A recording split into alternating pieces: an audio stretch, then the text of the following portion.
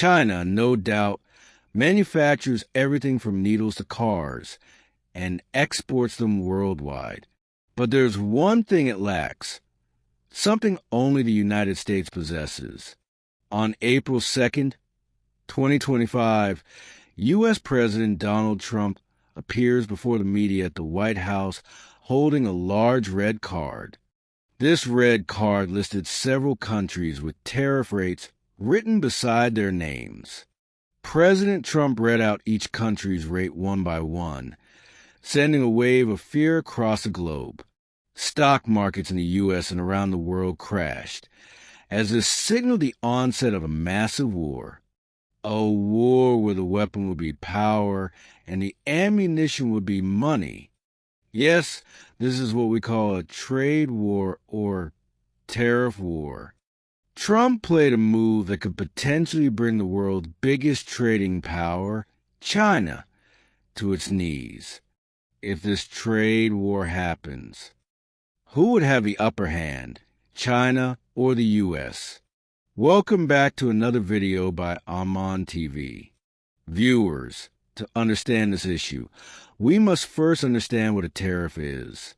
Most people think a tariff is some kind of tax imposed on other countries, but in reality, import duty that applies only to goods entering the United States.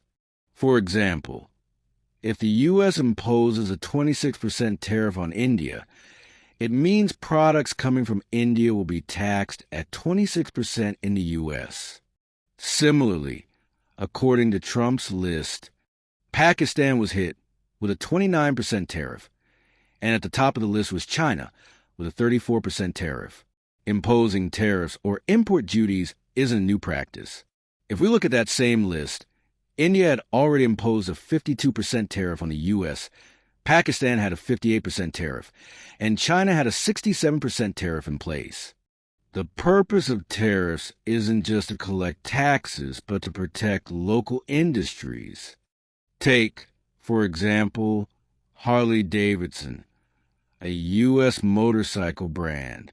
When it enters India, the Indian government imposes a 100% tax. Suppose a Harley-Davidson model costs 1.5 Indian rupees lakh.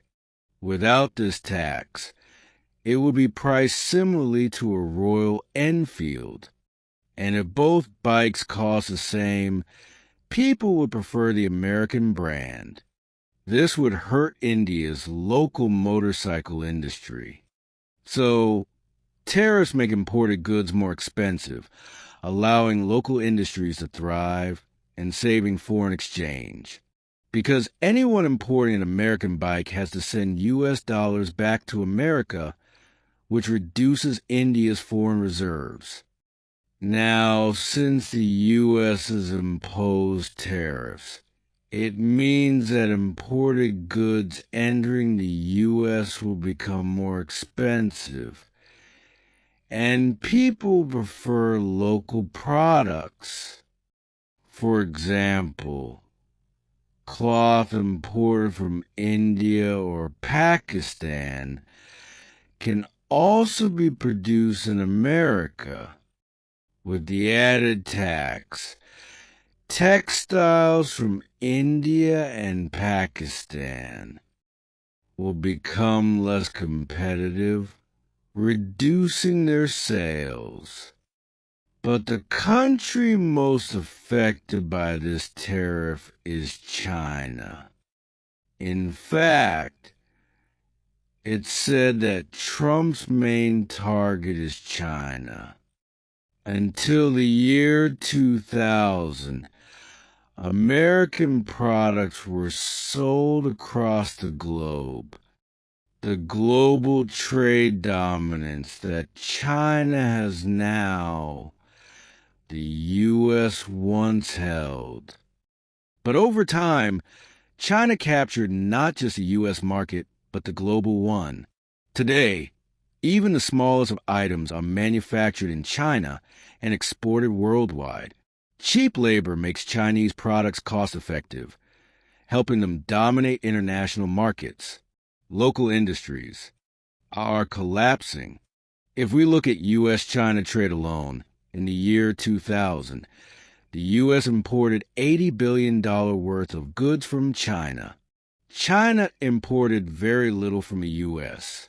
In 2025, the U.S. is importing $440 billion worth of goods annually from China, while China only buys $145 billion worth from the U.S. Trump says this trade should be balanced. If the U.S. buys $440 billion worth, China should buy the same. But there's a $295 billion gap, known as the trade deficit. To reduce this gap, Trump has targeted China. As a result, Chinese products, especially smartphones like Apple iPhones, will become more expensive.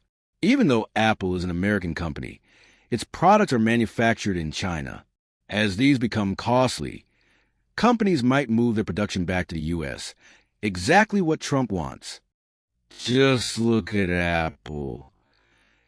Its products like iPhones and Apple Watches are all made in China.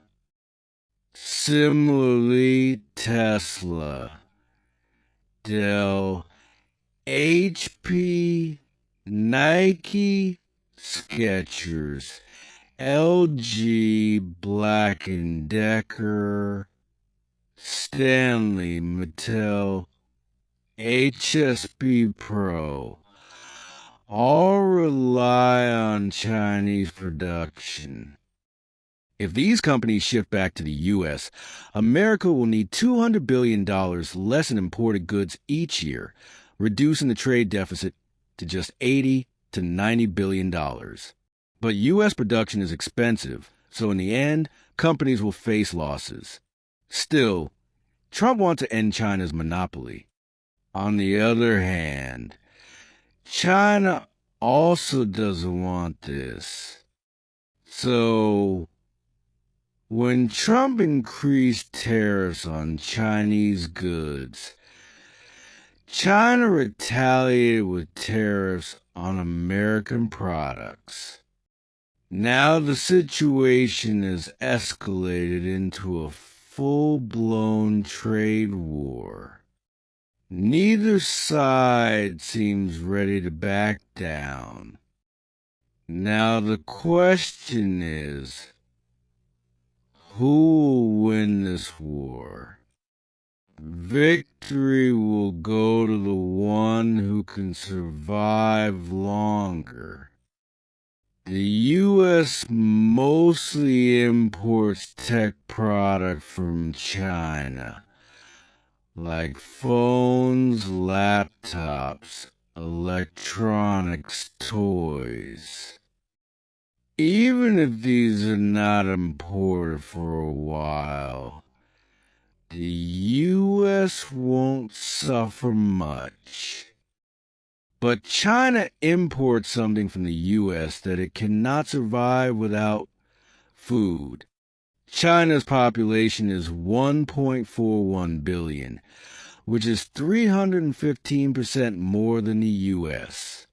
To feed such a massive population, a lot of food is needed, especially wheat and rice. But the problem is, only 13% of China's land is arable. Just 0.23 acres per person. This land only supports basic crops. However, the most consumed food in China is pork. China raises over 400 million pigs, the most in the world. These pigs require corn and soybeans for feed. 60% corn and 40% soy. While China grows corn, soybeans are mostly imported from the U.S. and Brazil. Every year, China buys 50 million tons of soybeans from the U.S. Soybeans are hard to cultivate and not very profitable. 1 acre yields only 1,500 kilograms of soybeans, compared to 6,000 kilograms of corn. Soybeans grow in countries with vast land, like the U.S., which has low population and abundant land, averaging 1.25 acres per citizen. That's why the U.S. not only grows food for itself, but also produces soybeans for export to China. China has tried alternatives like canola, peanuts, and sunflower,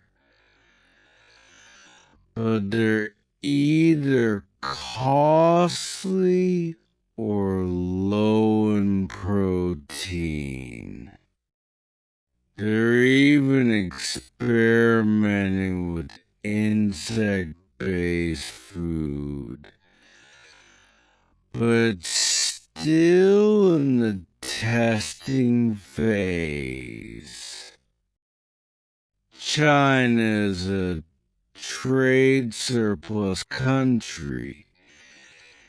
It must sell its products to the world, or its industries will shut down. The U.S., however, is a consumer market. If not China, it can buy from elsewhere. That's the difference. Last time Trump imposed tariffs, China suffered. This time seems no different. Now Trump has paused tariffs on other countries for 90 days, but has increased China's tariff to 125%. So this entire game is targeted at China. What's your opinion on this matter? Do share in the comments. We hope you liked and will share this ZemTV video. See you in another amazing video.